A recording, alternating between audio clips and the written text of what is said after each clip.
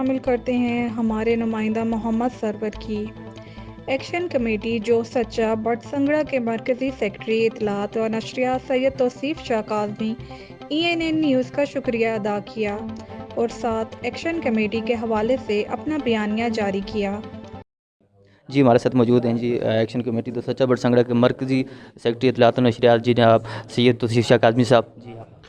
سب سے پہلے تو میں ENN نیوز اور آپ کی پوری ٹیم کا شکریہ ادا کرتا ہوں کہ آج آپ نے اس پورے سارے پروگرام کی کوریج دی، اور دوسری بات یہ کہ آج کا یہ پروگرام جو تھا جس کا ایجنڈا یہ تھا کہ علاقے کے اندر جتنی بھی پسماندگی ہے، علاقے کے اندر جو بھی ہماری جو بنیادی سہولیات سے ہمارے لوگ محروم ہیں، اس کے ازالے کے لیے ہم نے 1 سال پہلے اس کمیٹی کی بنیاد رکھی تھی، تاکہ ہم اس پسماندگی کے خاتمے کے لیے اور علاقے کے لوگوں کی فلاح و بہبود، انفراسٹرکچر کی بحالی، صحت و تعلیم کے جتنے بھی معاملات ہیں ان کو عوام کی دہلیز تک ہم پہنچانے میں اپنا کردار ادا کریں۔ الحمدللہ کامیابی کے 1 سال ہمارا مکمل ہوا ہے،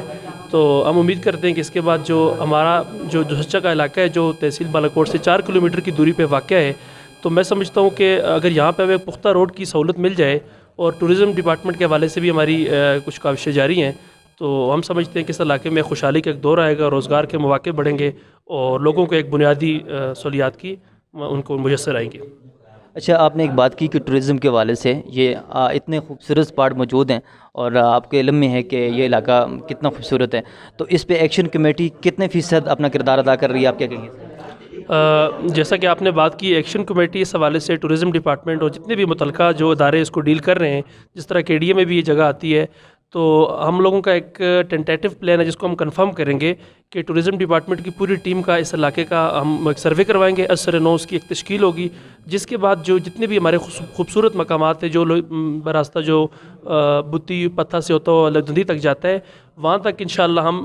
روڈ کے حوالے سے ایکسیس بھی ہوگی، بجلی بھی انشاءاللہ جائے گی، اور اس سے انشاءاللہ امپلائمنٹ اور باقی علاقے کے اندر ایک خوشحالی آئے گی۔